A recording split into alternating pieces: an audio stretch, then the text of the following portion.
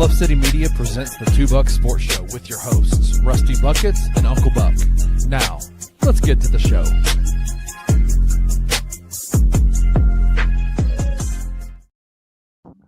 Oh, no. We good? We're here. Okay.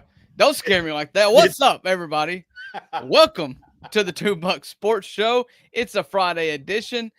We have added by subtracted today, as you can see on my right here. I've got Mr. Kenny Stubblefield, a.k.a. Italian Beef, because he wants to put it on me. But, I mean, you're the Italian Beef. You're the Italian Beef. You fit so well. It's the Friday edition of the Two Buck Sports Show. Rusty is in Nashville, Tennessee, enjoying a weekend in the bad part of Tennessee. With his ladies. So I hope he's enjoying his time there.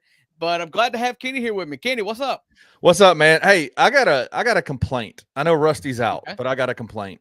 Rusty and I went and got lunch the other day, and we out here in Collierville where I live. And he needed some gear from me, so he came by the house. My wife was home working that day. Rusty and I are – Rusty's we're both big. We're both tall. We both have big beards. And I would say some people would call us – we kind of look alike to a certain degree, right, because of the size, because of the beard.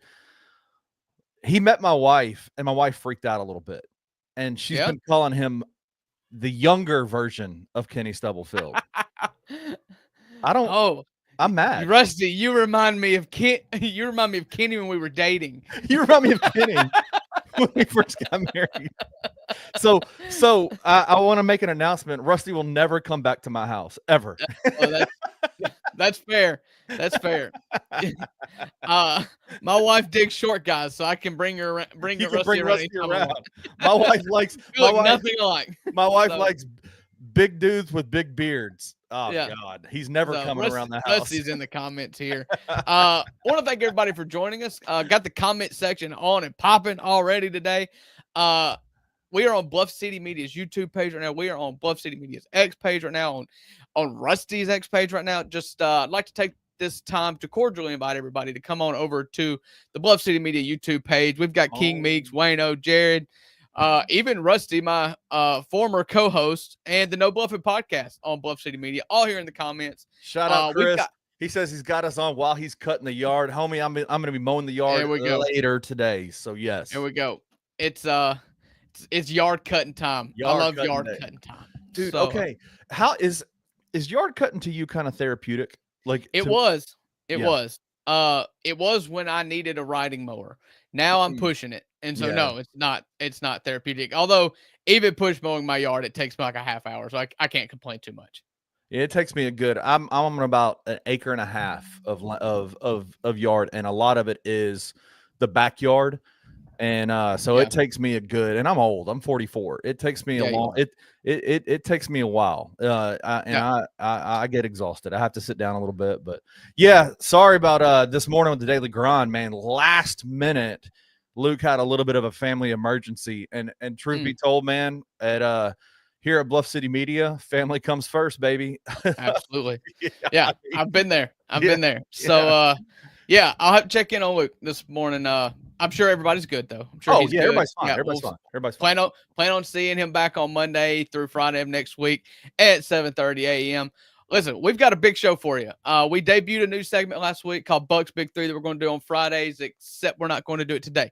So Rusty's not here. We've got a big interview. We got almost 40-minute interview from Chip Williams, who is a college basketball scout. He's got a day job, but I'm telling you, he conducts these player profiles, and he is so knowledgeable about college basketball players as they enter the NBA that it's like he does it full time. He is absolutely incredible. He was kind enough to give us about 35 to 37 minutes, and it is pre-recorded. So I will be in the comments, as we're playing it, but if you've got any questions, you can, hashtag Ask Chip, and I'll send them to him. Maybe he can answer on Twitter. We'll see what's going on. But I'm just glad really nothing's changed since y'all had that conversation with him, right? Like nothing. Yeah. The Grizzlies still have the 16th pick. That's right. They're still there. We really dodged a bullet. I said at the start of the interview, it's like if it's either the start of the interview or in the green room before we started, like if there's anything that's for certain going to happen, as we recorded this on Tuesday night, we will trade the 16th pick by Friday afternoon. And Exactly. luckily, unless something happens in the next, I don't know, 5 to 7 minutes, we will we'll a current, up-to-date, accurate interview with Chip Williams. But yeah, really good interview by you guys, man. Really fun conversation. Before we get to that, there was a basketball game last night. The Indiana Pacers dominated the Oklahoma City Thunder in their last home game of the season, which was a Game 7 on Sunday night. Oh my gosh, Oklahoma City, and before we go back and just the game, looking forward, there's nothing better than Game 7s in sports. It's the best, man. It's the best. The best 2 words in sports is Game 7. Let me ask you this: what's better, Game 7 NBA Finals or Game 7 Stanley Cup Finals? That's always kind of been a big. Have you watched much hockey? I have went through seasons where I watch hockey. You know, they do a good job because they're on at the same time. Yeah. The NBA and the NHL do a great job of not putting them on the same night, which is great, you know. And so on off nights when I wasn't watching baseball or anything else, I would throw it on at the end. And in my day, I had a day where I was a big Predators fan. I went to Nashville for when they made the Stanley Cup Finals and watched the game on Broadway, just kind of in a bar upstairs. It was top 3 greatest sporting event experiences of my life, and I didn't even go in the game. Hockey is a lot of fun, and it is intense. But just because of my level of fandom, I'm not going to say hockey is not better, but the NBA is king for me, so I can't pick hockey over the NBA ever. Game 7 NBA. I'm an American, dang it. Yeah, what are we talking about? you ain't no Canadian. I don't know, though. 51st state. Isn't that what they're saying? Like 51st state? I think if Trump had his way, we'd have about 67 states by the time he is out. So, all right, let's go back. Like I said, Indiana wins big. They go up big in the second quarter, really extend it to I believe it was a 22-point lead. They went on a 39-9 run. It was tied, and they went on a 39-9 run in the second half. Then in the third quarter, Oklahoma City did not do anything to get themselves any closer. And by the start of the fourth quarter, I believe we saw the bad Jalen Williams and some Olumai Jang or whatever his name is. I mean, they emptied the clip. Yeah. They dusted off all their toys on the end of the bench. Oklahoma City did starting in the fourth quarter. But what an amazing game for Indiana. And I tell you what, the ink didn't even get dry on the newspaper that came out that talking about the Indiana win before everybody's already talking about, well, this is going to be a blowout. Game 7, Oklahoma City's going to blow them out. I'm like, what do people have to do? What do the Pacers have to do to get people to not write them off? It's the most incredible underdog story, and it's an everyday underdog story. Nobody still believes. I'm just at the point now, I'm not going to crown Oklahoma City. I'm not. I've done it with everybody else for the whole postseason. I can't do it now. We got a Game 7. Anything can happen. Yeah, no, it is interesting. The narrative around Indiana has been that this is just a procession to coronate or to crown Oklahoma City and start the new dynasty of Oklahoma City, the Oklahoma City Thunder. But shout out to the Indiana Pacers for continuing to fight, man. Even on our very own network, we as you've written the obituary for Zach Edey's career, and everybody else has written the obituary for this series already that it was going to be Oklahoma City in 4. I mean, literally, if you asked Rusty at the beginning of the series if it could have been Oklahoma City in 3, he would have picked it, right? I mean, it was just everybody. It was just regularly assumed that Oklahoma City was just going to blow their way through this series. Shout out to the Pacers for making this just one of the more intriguing, intense, and unexpectedly awesome finals that has been in a very long time. Yeah, it's absolutely astonishing. Going into the series, I thought I was paying the Indiana Pacers a lot of credit by allowing them to win in 5. I mean, to lose in 5. I thought one game get one. That's the credit I'm giving you. And I'm telling you, I'm just stupid. Everybody's stupid. And the fact that nobody's waking up and just being like, anything's possible here. Like, Right. And we were talking in the green room before the show, and I want to say it now for everybody. Like, listen, if Oklahoma City wins, and even if Oklahoma City wins big in Game 7, we cannot forget about this run the Indiana Pacers are on. This is so much more than just a fluke run to the NBA Finals. I mean, they forced a Game 7 against arguably the best team that the NBA's seen since, the Warriors. 73 win Warriors. They won 68 regular season games. You pushed them to 7. And if Oklahoma City wins, I hope everybody is like, okay, that's what should happen. Okay. Oklahoma City was the expected outcome to win. Right. The story is Indiana. It's just, they're doing it. They're doing it with no superstars. They're doing it by a well-oiled machine of role players and one guy that hits the most amazing game winners ever. Right. And that's the story of this NBA postseason. I don't care if Oklahoma City wins by 70 on Sunday. Yeah, I mean, they very well could. I mean, we were talking, like, we had a conversation about this in the green room before. The series is so interesting because it mimics the series against the Denver Nuggets in the second round with Oklahoma City, right? Where when it was tied 2-2, those last 3 games of trying to the Game 5, Game 6, Game 7 of the Denver Nuggets series, it was Oklahoma City won Game 5, Denver came back and won Game 6, and then got blown out in Game 7. And so the idea it's super intriguing how similar these series are. The difference is Indiana plays at a different pace and level, and a level of frenzy that Denver didn't play with. And again, they've just been on such a run this offseason or this postseason that you wonder, can Indiana get over the hump? They've already beat Oklahoma City in Oklahoma. Can they get over the hump and do it again? My suspicion is that Oklahoma City will win this game. Do I think it's going to be a blowout like people are saying in the comment section? No, I don't think it's going to be a blowout. It could be because Oklahoma City is that good. Right. But let's not count Indiana out yet. Like they're there. They're here. Yeah. Wayno said this earlier in the comments, and I'll see if I can find it real quick.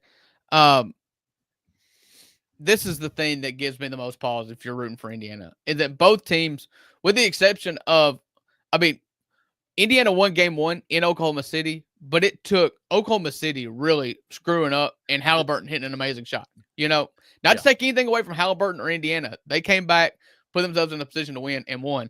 Oklahoma City was winning that whole game up until 0.03 seconds left in the game. Oklahoma City was winning that game. Right. And then ever since then, it seems like it's just been I've got the stats, actually. The disparity that Oklahoma City plays on the road versus at home is absolutely astonishing. So look at this. So this is per Damon Rangula. No, I'm sorry. This is Nick Crane. Oklahoma City at home through the playoffs, 10-2. Oklahoma City on the road, 5-5. They are an average team on the road, and luckily for them, they're the 1 seed and played all their important games at home. Yeah. What do we know about this game? What do we know about Indiana and how they keep this game close? Keep the turnovers down and keep the game close going into the fourth quarter, because I still have questions about what Oklahoma City will do in the fourth quarter in a close game. And I don't have many questions about what Indiana will do if the game is close. They are going to be in it. If the game is close, they are going to make it a down to the wire game. They're tough. They're intense. They have guys that step up.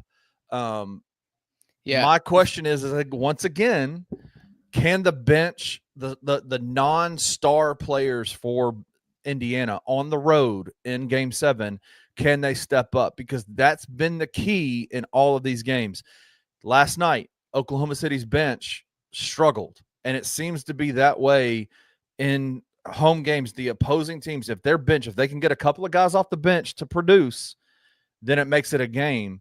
But yeah, I differ with you. I'm going to take the other side of that. Okay. If it is a war, like Anthony saying in the comments, saying Game 7 will be a war. And I agree with saying on this one.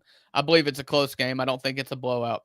If it's a war, I want SGA on my team. You've seen it in this series.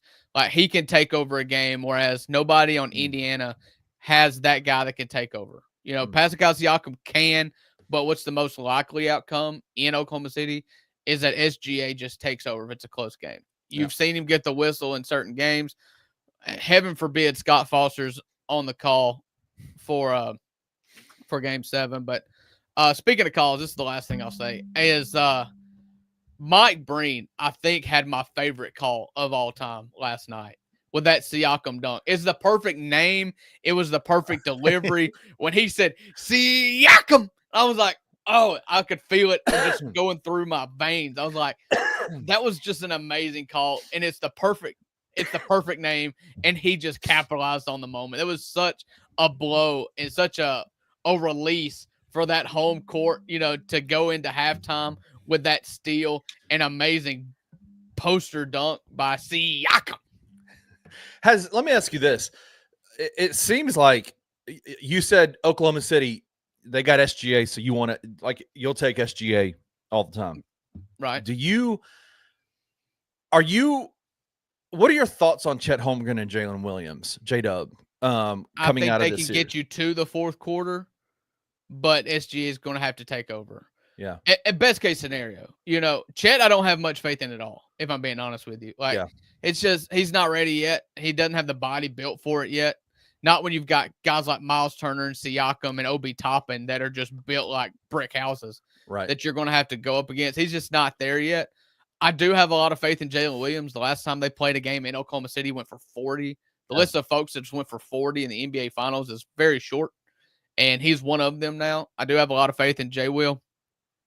But I'm talking crunch time is when I said I want SGA. Like, you're going to win or lose in crunch time with SGA, and there's no better guy in the NBA at just getting a high-quality shot off. Yeah.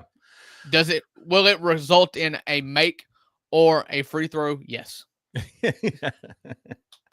So, let me ask you this is my last question for you. I think every one of us have expected Miles Turner to step up at some point during this series, but this has been a devastating series for him, hasn't? Like, I mean, he 1 for 9 last night, 3 points. I mean, just not doing it. He's not been good. He's not been good, but what does this tell us about Indiana then? Like, I mean, because you would think, I mean, Pascal Siakam, awesome, world champion, great, amazing basketball player. Tyrese Halliburton, amazing basketball player. You would suspect, though, that your veteran big, who's got all the skill in the world, the bag in the world to do what he's doing, the fact that they're doing this without any production from him is pretty wild, isn't it? Well, no, he's not providing any offensive production for sure. He's playing pretty well on defense, but, you know, listen, it's all the narrative about Miles Turner will be written after you see the results of Game 7. If they go win, then it'll be, you know, he struggled. If he loses, there's going to be people that want to blame him. And the blame is probably not unwarranted. What I hope happens, you know, I hope Indiana wins. Miles Turner struggles. The fan base turns on him despite a national championship, an NBA Finals championship. The front office sours on him, and they trade him to the Grizzlies for pennies on the dollar. Let's go. I mean, we'll take that. We'll make it a package deal, and you can bring home TJ McConnell too. Because my goodness, I can't believe Wayno called me out, and I'm thankful for Wayno. Yep. I've got to mention TJ McConnell because he's one of us. Because you see him and you're like, oh, I could do that. I mean, we all have appreciated the talent on the fringe that is TJ McConnell and the hustle. You know, if you're talking about hustle, you know, you're also not talking about all-star games, okay? Like, TJ McConnell has built a career on nothing but hustle, and it is admirable. I never thought we would be talking about the reason why Indiana losing an NBA Finals game is because he didn't get to play more than Tyrese Halliburton did down the stretch in Game 5. Like, that is nothing I thought I'd ever hear, but it's absolutely true. He's been phenomenal. How amazing. What a story arc for TJ McConnell. He fits the story arc of the Indiana Pacers. If they win Game 7 on the road in Oklahoma City and he gets the call as the NBA Finals MVP. I almost tweeted that last night. It's like, and of course, I feel like I want everybody to know, like, the running joke that is TJ McConnell with me. And when I blasted on Twitter, it's like, oh, this guy's just being serious. But like, what does he have to do to get Finals MVP votes at this point? Like, Right. he's gonna probably get one or two, right? If they win Game 7, like, it's going to go to Siakam. But like, yeah, McConnell should get some votes. he should get some. He's votes. been important. The best player is not always the most valuable player. He's arguably been the most valuable player in this series for Indiana. Am I wrong? Somebody tell me I'm wrong. Nobody in the comments is telling me I'm wrong here. So I think you're wrong. He's been amazing. Game 7 Sunday. Can't wait on man. ABC. Oh, God. As Bart Scott, legendary New York Jet, once said, "Can't wait." You know what else I can't wait for, Kenny? We've got an amazing interview with Chip Williams. We talk about a bunch of prospects that's going to hit around the 16 mark for the Memphis Grizzlies. We ask him what the best case scenario is, and then we also ask if we're just looking for fit. What's the best fit? He rattles off. We talk about 8 to 10 overrated, players. underrated guys. We really got into it. It's a lot of fun. Like I said, me and Kenny will be in the comments chatting with you guys as this pre-recorded interview is airing. And if you've got any questions for Chip, I'll write them down and I'll send them to him. And maybe we can get him to address them on Twitter. So I believe we're going to are we doing a commercial or are we just going straight to it? We're just going straight to it right now.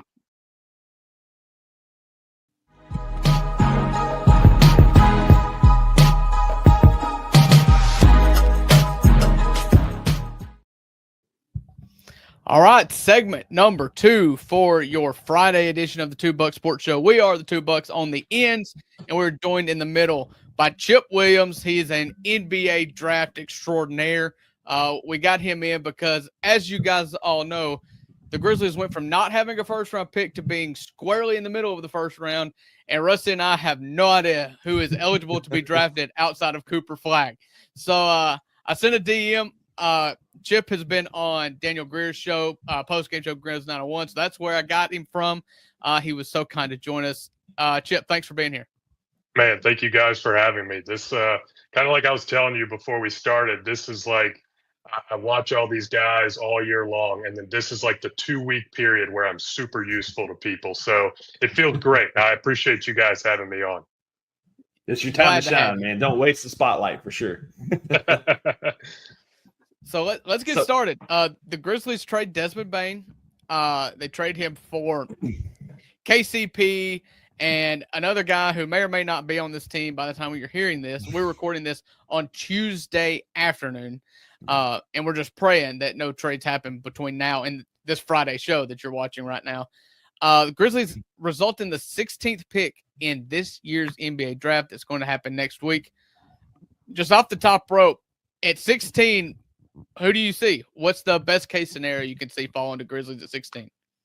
Yeah, I mean, that's always kind of the tough part, right? Is like when you're in the middle of the first round, there's so much of like beauty's in the eye of the beholder with these picks. And so there's so much that can happen in terms of guys who fall, guys who are picked earlier than you expected. But yeah, I can rattle off some names. And I think that the theme here is basically like, keep taking swings on wings. I think, any NBA team cannot have enough wings. And thankfully, where the Grizzlies are picking, there's some good names. So, like, a couple guys, they'd be lucky if they fell. Colin Murray-Boyles from South Carolina, Derek Queen from Maryland. And then some more guys that are probably closer to their range. Carter Bryant from Arizona, Cedric Coward from Washington State, Nate Clifford, who, if you're a Memphis Tiger fan, you remember very well from the NCAA tournament.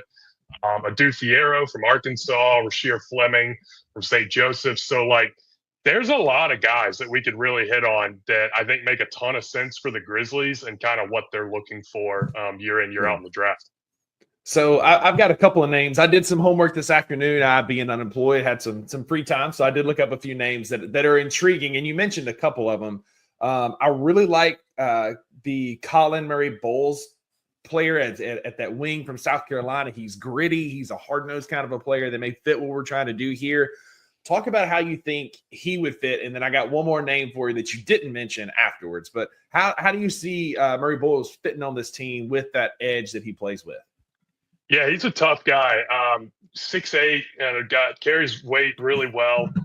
He's fascinating because he probably will never be a significant shooter, and so that kind of limits some of what he can do. I think that he can play power forward. I think he could play some small ball five, especially in the context of the Grizzlies next to Jaren. But he's a bit of like a throwback player in that sense, where when you watch him play, you see some Julius Randle to his game. You see some even Zach Randolph to his game.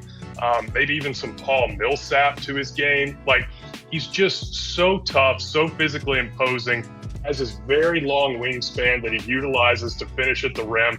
Got a really nice mid-range game. He's an exceptional passer too. So you can give him the ball in the high post. He's going to be able to find open cutters, open shooters. Really good. But ultimately for me, the sell with Murray Boyles is outside of Cooper Flagg and maybe Carter Bryant at Arizona, he's probably the best defender in this draft. I think he can anchor a defense. And he can switch. He just is. In fact, if you go to my Twitter, I have my favorite game I've watched this year. It was Colin Murray Boyles against Florida. It's pinned to the top of my profile. This guy is just everywhere. He blows up every action that opposing offenses are trying to run, generates steals, really good rebounder. Like, I could wax poetic about CMB as long as you want me to. He'll end up in the top 5 on my board. I love the guy, and like, you look at these Intel mocks, these reputable mocks, they have him falling into the teens, which I find kind of wild. So he's worth mentioning for the Grizzlies. I think ultimately they would have to trade up if they really want him. But yeah, I mean, if they end up with that guy, I just imagine him and Jaren blowing up every action that any team tries to run, and how frustrating it'd be. Kind of a classic old school G&G guy too. So I think the fans would really like him. Yeah, he's the one guy that's in the top half of this lottery not named Cooper Flagg that I have watched. And because I am a diehard Rebel, I did watch him play against Ole Miss, and I think it just probably wasn't his best game. But he didn't jump off the page for me because I clocked him because they're like, oh, first-round prospect, all this.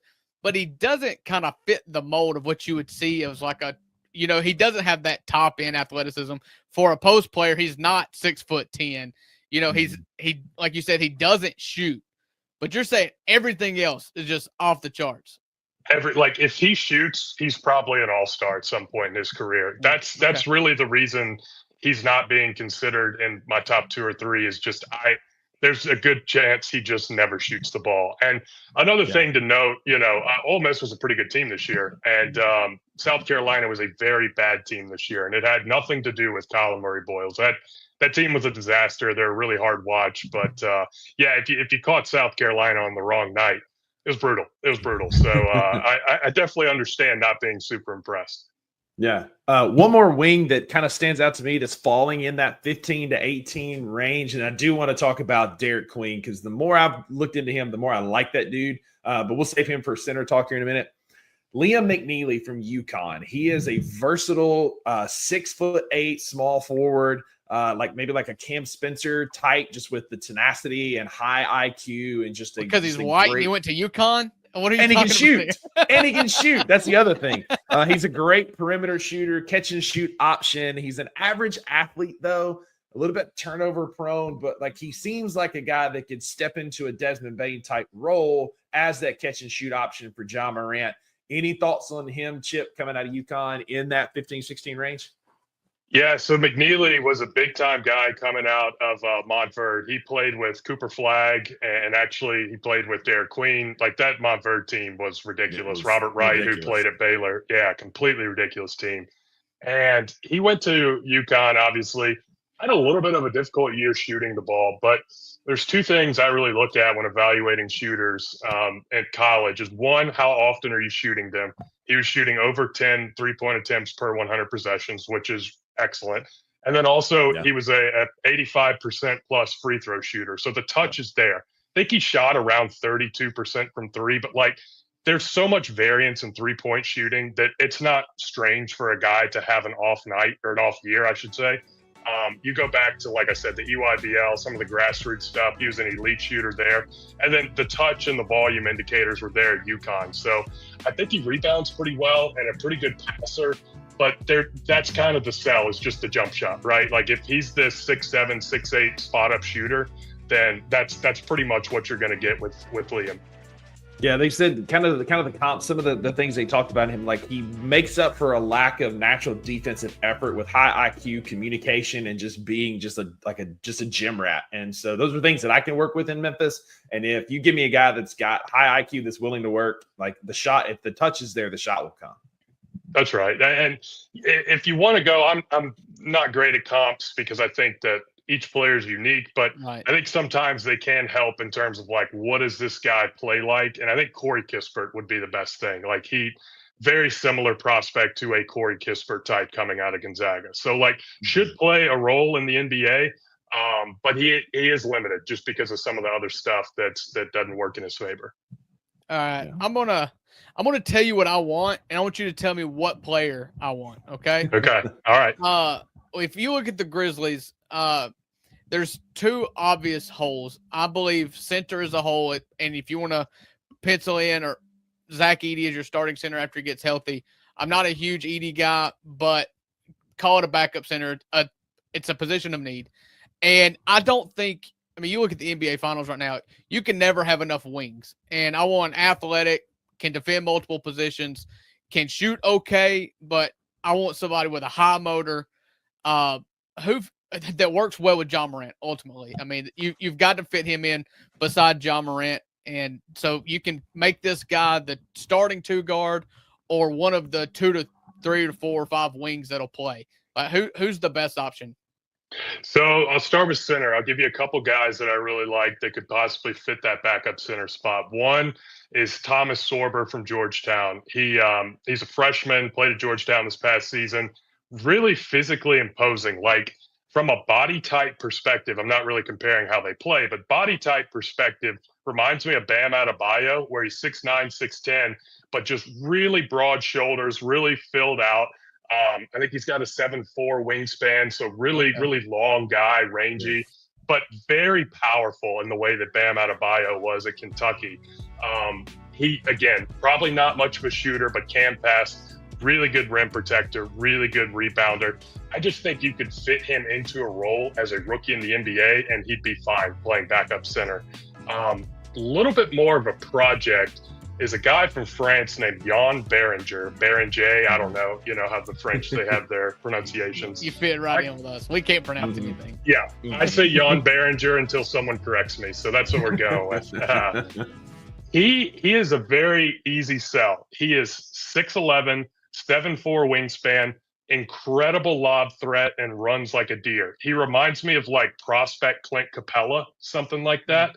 Okay. So you think about like what Tuomas Isalo is trying to do, heavy pick and roll, having him as a guy who could roll and then dive and automatically be that lob threat that we know Ja loves to throw makes a ton of sense to me. And he's a total change of pace from what Zach Edey is. Get up and down the floor really well. I really like this guy. He's a bit of a late riser. I've watched quite a few cut-ups of some of his games, and it's really, really impressive. All right, and then let's talk about wings. So I've got one guy for you, especially that there's this term in the draft community, people call it pre-drafting, and essentially it just means we're taking a guy who maybe didn't have that big of a role as in his freshman season, but if he'd gone back to school, we think this guy probably would have been a lottery level talent. Basically. The GG Jackson. The GG Jackson. That's right. Yeah. And this guy, I think he fits into a role better than GG ever did. But that's exactly right. The pre-draft thing is a GG thing. So Carter Bryant from Arizona is one of the best perimeter defenders I've ever watched personally. He is incredibly strong, incredibly sturdy. I think he can switch 1 through 4. Excellent point of attack defender. He's very smart in like his rotations, getting his hands on balls. I think he had close to a 6% block rate, which is incredible for a wing.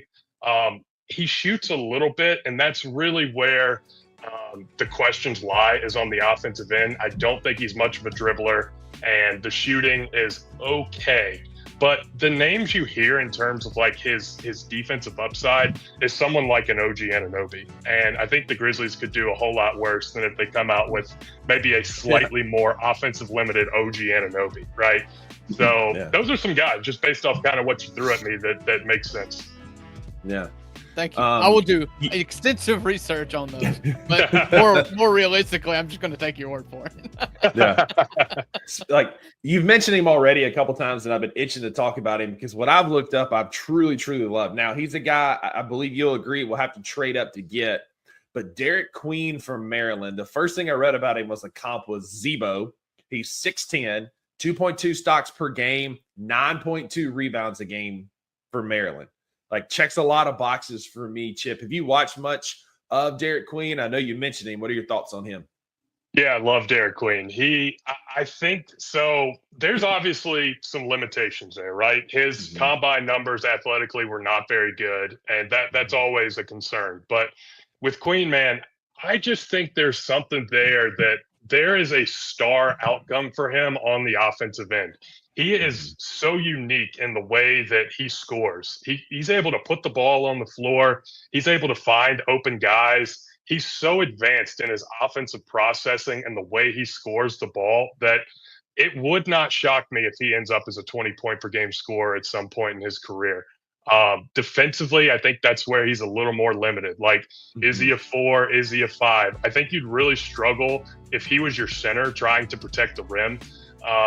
And I think that, like, on switches and stuff, he's going to have some trouble just because he is a little bit limited laterally. But, like, if you need a guy who you can just throw the ball to and he's going to figure something out and create an advantage for you, essentially, whether that be scoring or finding an open teammate, I got a lot of faith in Derek Queen doing that stuff. He'll definitely be top 10 for me at my board. Yeah, I was a huge Khalil Ware guy last year. I wrote an article about why the Grizzlies need to draft Khalil Ware. And there's a lot of similarities there in their offensive game. They can run the rim, they can dribble and play well in space. What I read about him is he's going to be more of like that roaming type, so probably in the vein of like a Jaren Jackson Jr. that is better in space than anchoring the middle. But you give me a guy who's a bucket and in a good defensive system that can kind of defend some folks, and I wouldn't be upset if he fell to 16. Yeah, no, I'm right there with you. He's one of those guys, along with like Colin Murray Boyles, where if they're there at 16, I just sprint to the podium because I don't think you're going to find that type of value at 16 in most drafts, you know? So either one of those guys would be fantastic.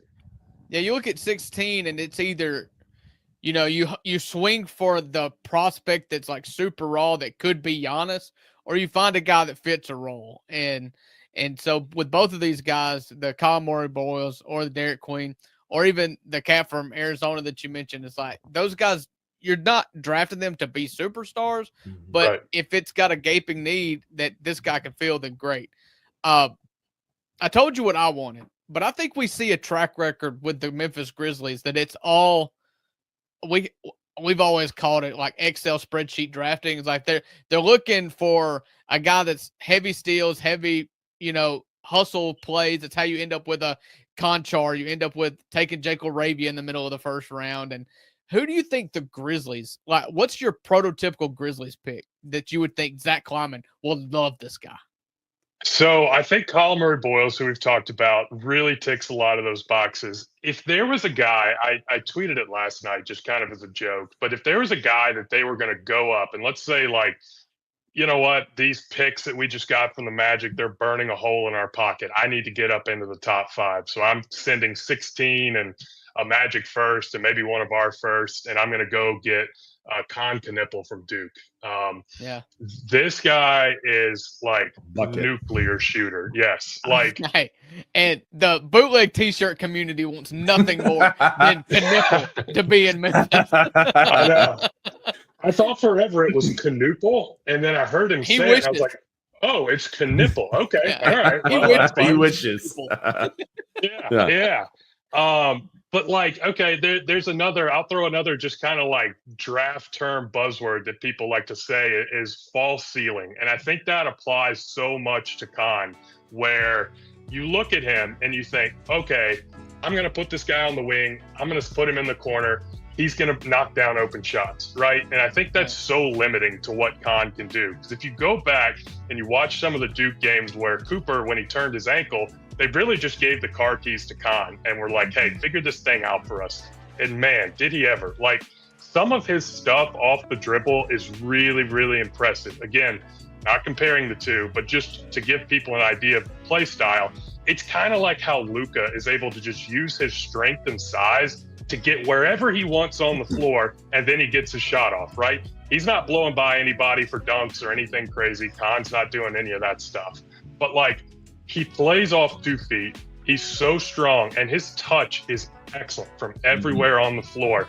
That's kind of where he reminds me of Luka in that way.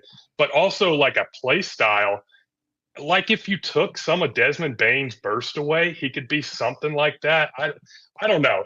He's an interesting guy of, like, what exactly is he going to be? Because, again, the athletic limitations are baked in. They are what they are. But the skill level is just out of this world. And so you talk about, like, you know, the spreadsheet scouting, that this is a guy, Kahn, who just checks a million boxes on stuff like that. And he went to Duke, which Zach Kleiman, Duke guy, you know, there's no doubt. You look at just take the picture of Kahn Knipple. You can do shoulders up, you can do full body. He's going to be a Washington Wizard. That's so true. Look, I'm a Tennessee fan, and, like, would I be happy if the Grizzlies took Chaz Lanier? Of course. Yeah. Like, you have those biases baked into the teams you root for, right? So I mean, I'm sure that's why Michael Porter Jr. has got a blank check in Denver. He's a Missouri Tiger. That's right. He's not going anywhere. That's exactly right. It's why I'm going to stump for Matthew Morrell and Jamin Brakefield in the first round. You know, Kahn Knipples, his shooting line being 48%. It's not nipples, Rusty. It's just one. Knipple.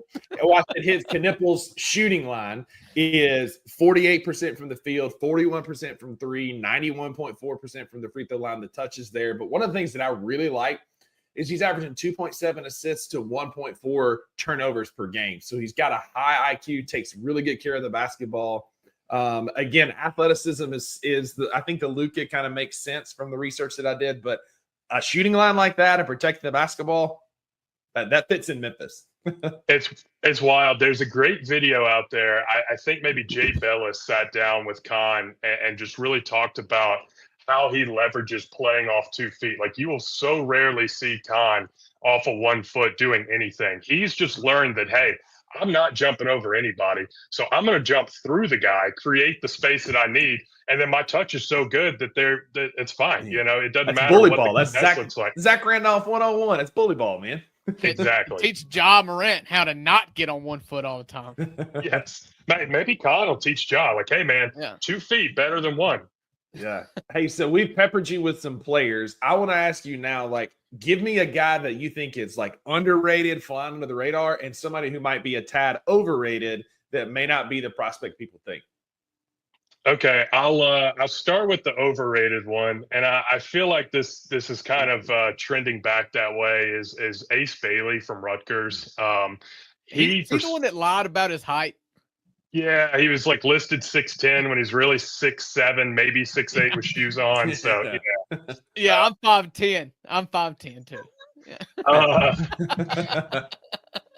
ESPN had him at 3 forever, and, you know, Jonathan Givony, he does all his stuff based off intel, right? He's doing his best to mimic what the draft is going to look like, and for so long it didn't make sense to me. Where I think Ace is an interesting prospect if you're taking him, like, in the 8 to 14, kind of the back half of the lottery range. But, like, I just don't see the star outcome for him at all. I think the processing is really bad.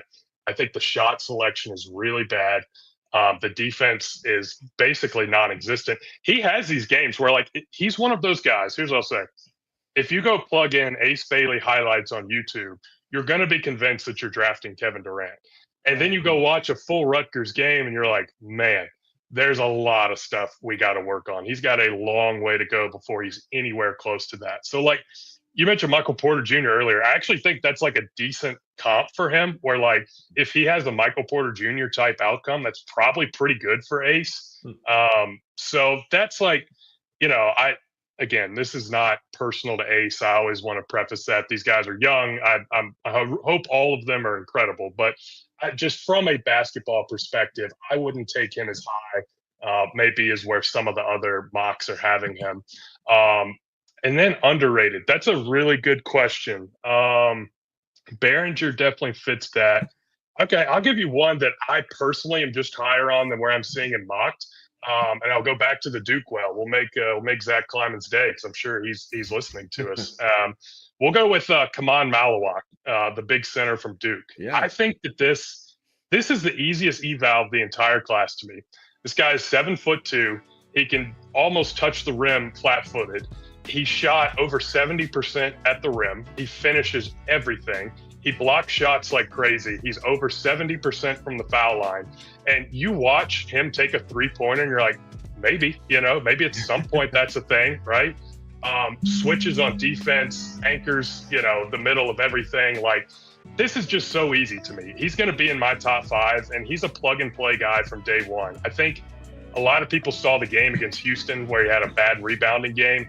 And to be frank with you, Houston has a bunch of 23, 24-year-old bullies, right? So, like, it's not the best environment for an 18-year-old kid from South Sudan who started playing basketball 3 years ago. It's just a tough spot. So that left a bad taste in everyone's mouth. But the totality of his work, I am a huge, huge fan. And some team, I think, is going to be very happy when they take him.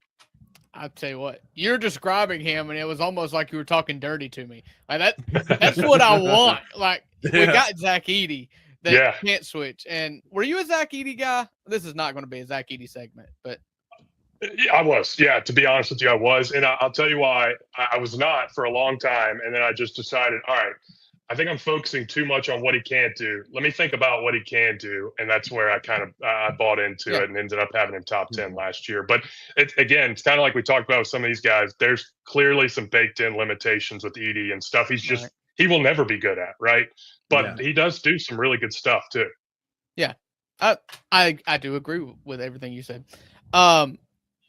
That's interesting. I had a question lined up. Then you started talking dirty to me about that dude. But yeah, that's interesting. I'm excited. I think that this is what I was going to ask. It's about Ace Bailey and Dylan Harper. Like, should I care that despite having the number 2 and number 3 recruits in the class, that team was terrible? Or was it coaching malpractice? Was it, hey, we should have told you not to go to Rutgers, kind of deal? Or do you discount them any? Not a ton. And I think that's one of the hardest things when just kind of doing this from afar is you don't totally understand the team context, or like, I'm not sitting there talking to the Rutgers coaches of like, tell me what your practices are looking like. What I can tell you is that the team around them was very bad. And I'm sure they both got paid a ton of money from Rutgers boosters. So congratulations to them for making a lot of money from Rutgers. But that was just not a super serious basketball team this last year. And so, no, I don't knock them too much. I just think it was a bad environment. And when you get, you guys know how this goes. Like, you're a non-traditional school, gets these high-level recruits. You're not going to tell them no. Ace Bailey said, hey, I'm taking 10, 18-footers where a guy has his hand in my face every game. Sure, go for it, Ace. We paid butts in seats. That's right. People are here. You did your job. Go do whatever you want. So I think, just kind of a bad environment all around. Yeah, I got you. So one of the names has been trendy. Obviously, you mentioned him earlier because he eliminated the Memphis Tigers almost single-handedly last year in the NCAA tournament. But Nate Clifford is a name that's been tossed around with some Bluff City media shows over the course of the week as a guy that they would love to see in Memphis should we keep the pick. What are your thoughts on Nate Clifford, how he fits with this Grizzlies team, or do you think he might be falling a little further back? I think that he's a totally reasonable pick at 16. And, he's one of those guys whose ceiling is probably pretty limited, but his floor is also very high. Like, there's a very high probability that he is an NBA player and that he's probably like, anywhere from the high-end bench player to a low-end starter, something like that. But he's one of those like jack of all trades, master of none type guys. He's a good shooter. He's a good defender. He's a good passer. He's a good no real holes, right? But also nothing that he could hang his hat on to say this guy for sure, like McNeely is an elite shooter, something like that. So, and then another thing that always concerns me is you go back and look at the history of the draft and you look at ages, and the older a prospect is, the worse the worst outcome typically is, right? The stars typically get to the league when they're 18, 19, 20. Nick Clifford will be older than 23 when he gets, I think he'll turn 24 during his rookie year. So that's always a concern, right? Obviously being a show in Memphis and stuff, I answered a lot of questions about Dalton Knecht last year. And I'm a Tennessee guy, and I was telling everyone, look, Knecht is fine. He's probably an NBA player. But taking a guy who will turn 24 years old in his rookie year and the lottery is a big risk. And you go back and look at the history of that, and it's ugly. It doesn't look good. So it needs to be said with Neek. I think he's a fine pick, but I have some concerns. Yeah, I would hate it. I think everything you said. I'm very much like swing for the fences guy. You just described a 23-year-old dude who doesn't do anything superbly and does everything pretty good, and all I could see was Jake LaRavia. Like this is Jake LaRavia, this is David Roddy, this is who the Grizzlies are going to draft, and I'm already mad about it. Could you imagine how frustrated people would be if they go for the second Colorado State guy and it doesn't work out, man? I'm not sure Kleiman would ever recover. The odds have got to be in my favor at some point, right? Yeah. One of them's got to be has good. such a deep history. Exactly. Yeah. I started seeing David Roddy, and I was like, oh my gosh. No, exactly. Yeah. So talk me keeping the pick. That's kind of where I'm landing here. This is my last thing, Drew. I got one more. Yeah. I'm a big I want us to upgrade via trade. I want to go get some vets. I also know this is a deep draft. So Chip, talk me into keep the pick. I think that number one, in general, Zach Kleiman does a pretty good job drafting. He's not perfect, obviously, but in general, I think that he is an above average drafter when it comes to other NBA GMs. And I think that when you're a market like Memphis, you got two ways to build. You can build through the draft. You can build through trades. No one's signing for the Grizzlies, unfortunately, unless you overpay them, So I think having a pipeline of good players is a healthy thing for a team. I always go back to the G&G years and just look at how many times Chris Wallace whiffed in the draft. And I heard someone say that all the Wallace draft picks were the cavalry that never came, the guys who were never able to help the G&G. And that's so true. So you could easily make a case that, hey, if there's a guy they like, why not? Just go ahead and take it. It's always good to replenish the pipeline of good, young, cheap guys, which, again, you can't discount with the fact these first and second aprons are in play. You need to be able to find guys who can play on cheap team-controlled contracts. So another roll at the dice at something like that. Yeah, I'm not team trade this pick. I do kind of want to package the rest, and but I'm kind of with you. I want to consolidate the amount of players that we were playing last year and turn them into fewer, better players. And so with that being what I want to do, I can see value to the 16th pick being a team control 4-year contract, and you take a swing. Obviously, if you can use that pick to go get OG Anunoby or Cam Johnson, great. If not, I see the value. How are you with can you explain what's going on with this 26 pick? Because we're day 3 now, and we keep talking about swapping, and somehow Washington is involved. Do you know what? Can you explain that in dumb person's terms? I'll do my best, and I don't know that I understand it fully. Okay. If you go look at there's something this long when you look at it on your phone trying to explain it. I'm sitting here scrolling down trying to figure it out, but my understanding is that the Wizards keep it. If it's top 8 protected, they keep their own pick, and then we would get the better of Orlando and the Suns, right? Which everyone would assume is the Suns who are getting ready to trade Kevin Durant. So if the Wizards get the first pick and the Suns get the second pick, we would get the second pick. Go ahead. No, please. I was just going to say, if the Wizards fall out of the top 8, that's when I lose. I do not understand what happens. Yeah. We will figure it out on lottery night 2026, as far as I'm concerned, if the Wizards don't get top And if there's a track record there, ESPN analysts are not going to really know what's going to happen either. No. They're going to figure it out 10 minutes later on Twitter from Mark Stein. Like all That's of it. Yeah. I've seen flow sheets. I've seen like pictograms. I've seen Sanskrit. I've seen everything describing it. And I still am not really clear because I think Charlotte factors in there somehow. And I'm not really sure how it works, but it is a convoluted mess. And all I know is for my little brain, maybe we should consider trading it. Yeah, that's right. Hey, maybe we scam another team, say, hey, look, great. This could be a great pick. You should take it. You guys figure it out. We don't know, but it could be.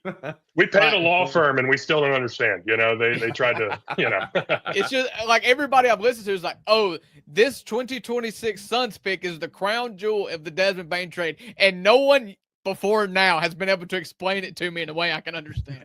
It's wild. It's wild. Yeah. Hey, I appreciate you spending some time, half an hour here on a Tuesday night with us.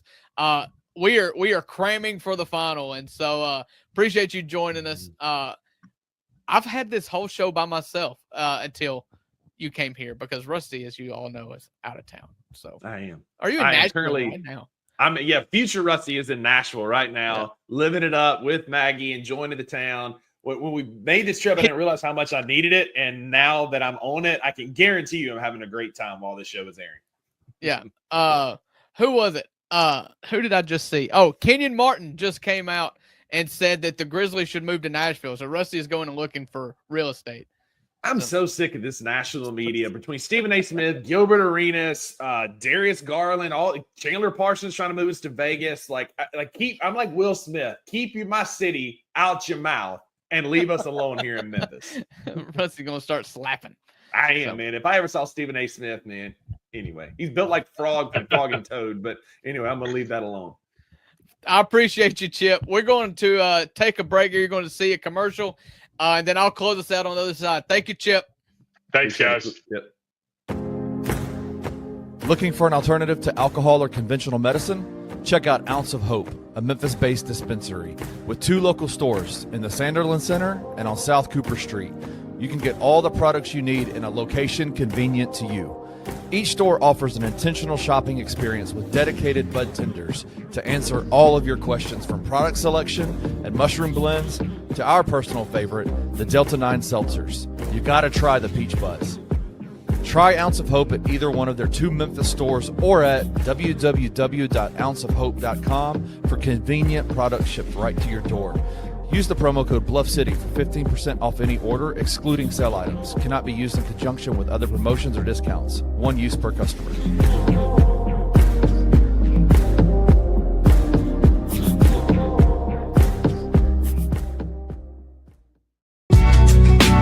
In the heart of the Highland Strip for 27 years, Trilogy Tattoo has helped tell stories for Memphians for generations. Located at 530 South Highland, Richie and his team are waiting to help you tell yours. From tattoos to piercings, your body art should be as unique as you are. Voted a Memphis Flyer top 3 tattoo shop in the city of Memphis since day one. Your story will be safe here at Trilogy Tattoo. Open 7 days a week, Monday through Saturday, 11 to 11, and 3 to 11 on Sundays. They have convenient times waiting on you. Let Trilogy Tattoo help you tell your story.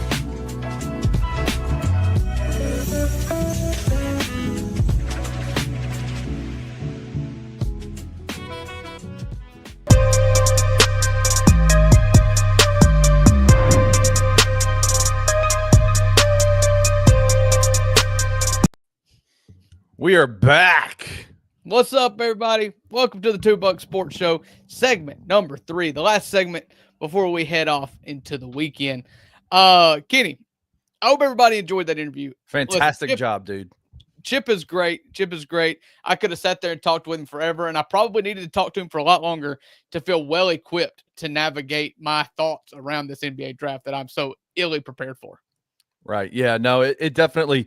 When you're so neck deep in the NBA, it's kind of tough to watch a lot of the college guys that are out there. But what guy? So in the comment section, you were saying Chip seemed extremely high on Colin Murray Boyle. He did.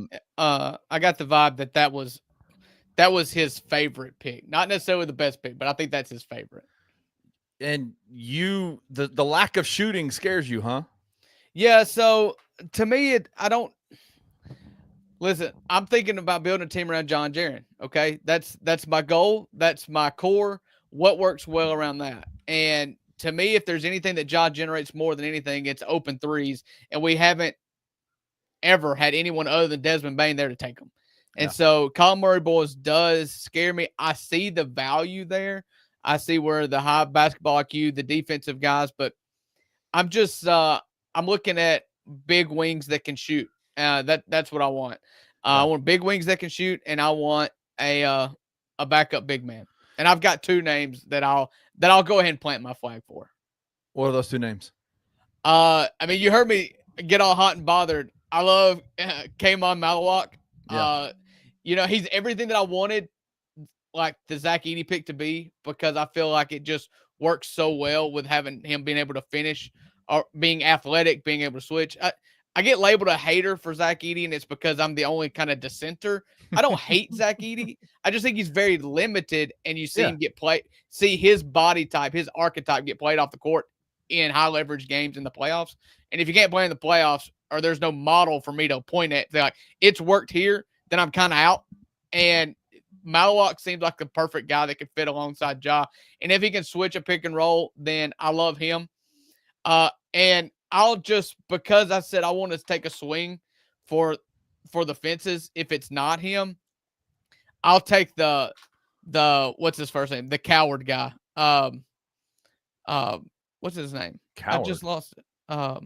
Cedric Coward. Oh, I'll take Cedric Coward. He's the extremely raw wing from Washington State that has good shooting form. Seems like a good guy, high hustle guy. I'll take him. He's got all the measurables. He seems to can shoot the ball. I would take him as well. And we have some history with Washington State players coming in and doing some good things, right? Listen, if you can say we can draft the Washington State player and you look at Jalen, or we can draft the Colorado State player and we have to look at David Roddy. Like which well do you want to go back to? Would you? I'll be honest with you. I watched a lot of Duke this year. Would you make a move and try to move up in the draft and get Con? I thought the descriptions that were given around him and just seeing some of his game intrigued me. It is. It's very intriguing. Listen, I'm very much pro go get somebody with experience. It's the whole thing with the NBA draft. This you've never seen before, but you think it's going to be amazing. Or can I go get, for the same package to move up to, you would think you'd have to move up to what, 5, maybe 5, 4, probably, yeah, 5, to feel confident you're getting him. Yeah. Like you're going to have to give up almost what you would have to go give up to give our best case scenario. Like if I want to go get Mikal Bridges, what's the difference in the trades looking like? 100%. And that's kind of where I'm at. Like I've kind of, even when the Grizzlies got into the first round with this 16th pick, I didn't even really pay much attention to it because I figured like I have, and what I want is the Grizzlies to package that to, to another team for a veteran wing, a guy who can come in and play right now. But I do understand the idea of keeping that pipeline of good draft guys coming into the Memphis Grizzlies, because you do need those, those 4-year team controlled contracts, those rookie contracts. You do need those to hit if you in a small market situation. The idea of taking that 16th draft pick and having to package a deal to move up in the draft does not intrigue me. Like I just on its face value does not, it is not something that I want to do.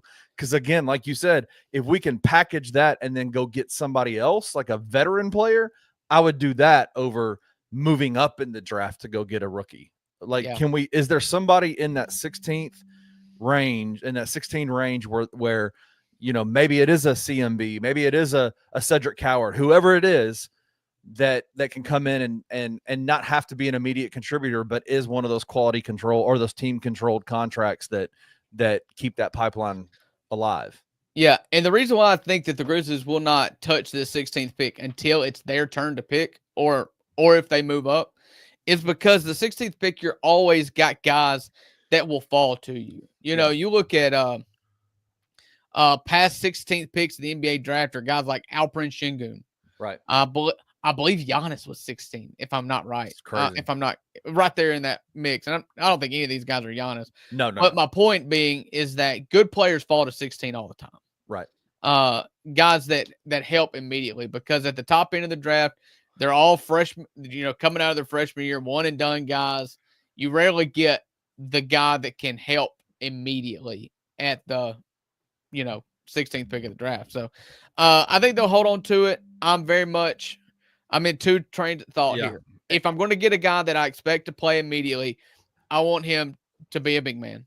Yeah. And if you're not going to go get the big man, just go take a swing at what you think the highest upside / safest bet. You look at that ratio there, and whatever's got the best ratio of highest upside to lowest floor or highest floor, like I'm that guy. And I feel like Coward, just from listening to interviews of him and just seeing him play, I don't feel like he's going to suck. I just don't. So, well, that's it's where I'm at interesting. with him. And if you listen to, if you paid attention to the Anthony Sain show over the week, we had Chris Dotson on the show this week. Right. And one of the things he mentioned is the Grizzlies not touching that 16th pick, drafting somebody, but already having pre-draft conversations. You're making that pick for somebody else. You're making that pick for somebody else, which is really interesting. You see that happen a lot. A lot. I feel like you see that happen a lot because you see a lot of draft night trades and players wearing the wrong hats. Like, we'll forever have a draft night trade of Luka Doncic wearing an Atlanta Hawks hat. Like, that happens. Atlanta, quote unquote, makes the pick for Dallas, and then the trade is announced later. It's like, it's very possible you see that. I think draft night is going to be extremely exciting. I hate that I'm going to be first world problems. I don't hate it, but I hate that I'm going to be at the beach while it's happening, because I would love to free put the all my focus on the draft. But I'm not, because higher priority is vacation. So I'll take the secondary focus, with my primary being on Florida, as long as I'm in Florida. Drew is going to be actively participating while the Grizzlies are potentially drafting Knipple. Drew is going to be freeing the Knipple on the beach. Yeah. So I'll just go ahead and plant my flag for Kamen Malawak and Cedric Coward. Do you have a guy, if they're picking 16th, you want to stump for? I did stump for Nick Clifford, but I didn't like what Chip said about him. I don't want any part of Nick Clifford. I'm sorry.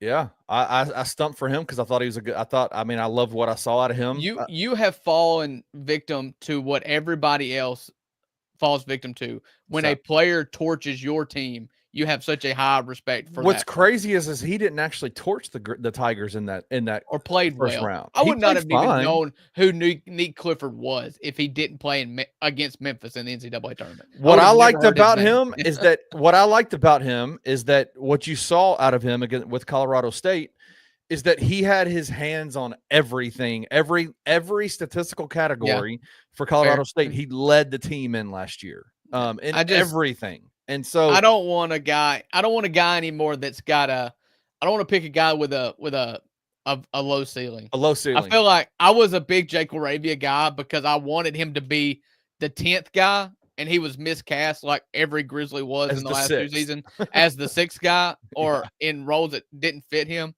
Right. But he screams Jake LaRavia to me. It's just like, he's just like, oh, he does everything well. He looks like he can shoot. He's a big body, can do this, can do that. But what is he amazing at? Right. If you look at what the Grizzlies have excelled at in drafting, they're late in draft, like when they identify somebody late in the draft, like Desmond Bain, like, oh, you just got the best shooter in the draft at 30, or Brandon Clark, you just got the most athletic dude in the 20s, or you look at Gigi Jackson, you just like at 45, you just got possibly the most raw athletic dude in the world. Or Jalen Wells, right? Jalen Wells. But you look at Nick Clifford, it's like, what can I look at and say, okay, Nick Clifford, the best thing I can say about Nick Clifford is that he doesn't suck. And I'm like, I'm out. I think I'm out. Do you know who that reminds me of? And I know it's a different position, a much smaller player. Kennedy Chandler was the same way.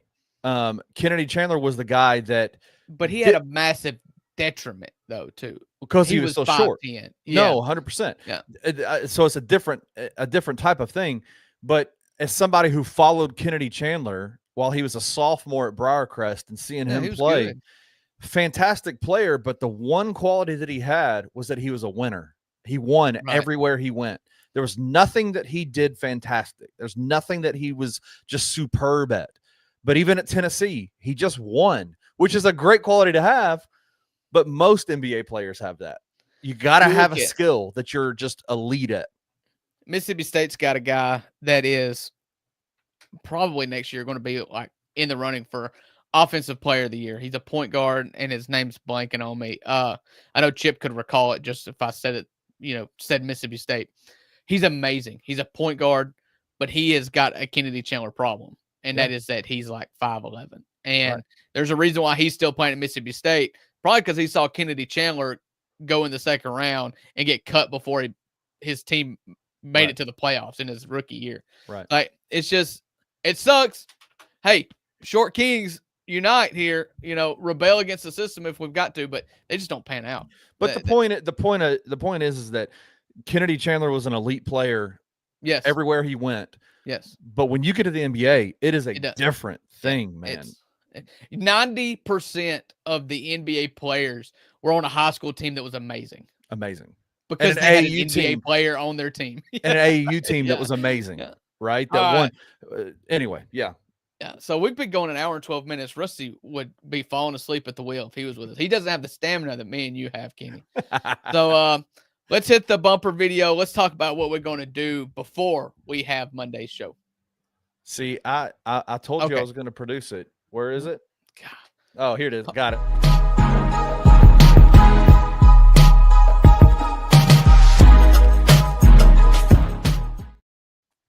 Talking about falling asleep at the wheel. That's on me, bro. Right on cue. Edward in the comments asked, we talked about Rasheer Fleming. We did not. Apologize. Did not hit Rasheer Fleming. Y'all check out Chip Williams. Let me get his Twitter handle. He is absolutely Chip Williams Jr. Chip Williams Jr. on X. Chip Williams Jr. on X. Go follow him, and phenomenal. DM him if you've got any questions. But just what he tweets out is just absolutely amazing. Go follow him. But it's Friday. We got a weekend coming up. What you got going on before Monday? Man, I love the weekends because it's just lazy around the house. We just get to do some catch up with the family, catch up with the wife. Sunday's going to be the NBA Finals, Game 7, and then right back into it on Monday, man. So it's going to be a good weekend. Yeah, weekends are supposed to be for recharging. We rarely do that on the weekends, but yeah, it's always nice when you don't have much planned. For me, obviously, we are going to be washing a lot of clothes and packing a lot of clothes because we're going to Florida for a few days on Sunday. So I will watch the NBA Finals, hopefully from a condo. Hopefully we'll be there and settled and ready to kick my feet up to watch as much of the NBA Finals as I possibly can on Sunday. And then I will be back for Friday's show. So by the time I'm here next, we will have new players on the Grizzlies probably. Ooh. We'll have lots of stuff lots of thoughts that you guys have already talked about that I'm going to save to myself, and I'm going to bring them locked and loaded to Friday's $2 Sports Show here at 11 o'clock on Bluff City Media.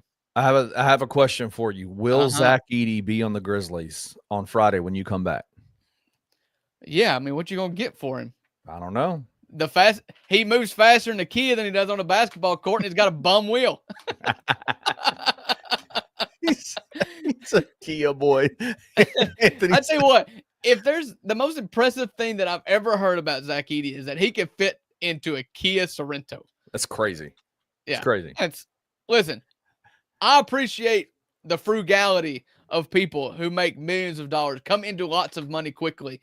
Like, I always love hearing the stories about, oh yeah, he still drives his Kia. I love that. It makes you feel like a real person. Like you're not going to let the limelight get you. Yep. But Edie, at least go get a full-size car. Okay. Yeah, man. Go get you like a Suburban or something. Yeah. Take out the driver's seat. I know you would rather just sit in the middle row of a Suburban anyways.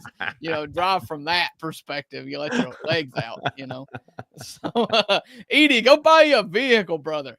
That's all you got to buy. Just a vehicle. That's hilarious. So it'll be interesting, man. It'll be interesting. Wayno says he's working a Comic-Con here. Please let me see what you're dressed as. If you send it to me in our group chat, I promise I won't show anybody. If Wayno was a furry, what furry would he be? That's the question. That's the question of the day. Yeah. Isn't that Comic-Con? Is that Comic-Con? Am I wrong? Comic-Con can be anything. I mean, it could be Marvel characters or Star Wars. Yeah. I bet Wayno's dressed as Iron Man today. What's an Australian comic book hero? That's good. Is he going to go as a Hemsworth brother? Because if so, he would be the ugliest Hemsworth brother. I'm Wayne Hemsworth. I'm Wayne Hemsworth. He's coming as Thor. He's there as Thor. He's just going to be in a Steve Irwin uniform. That's the best Australian ever produced. So it's Steve Irwin, R.I.P. All right. We're at an hour and 17 minutes. We're getting delirious, and I've got to go eat lunch. So appreciate everybody for hanging out here in the chat. It was popping today. I appreciate you guys greatly. Rusty and Kenny will be back on Monday and Wednesday. Tune in to Bluff City Media for anything. And if I can give you one piece of advice, is go follow all of us on X, saying the No Bluffing guys, Kenny, Rusty, Luke, Daniel Greer, all of us.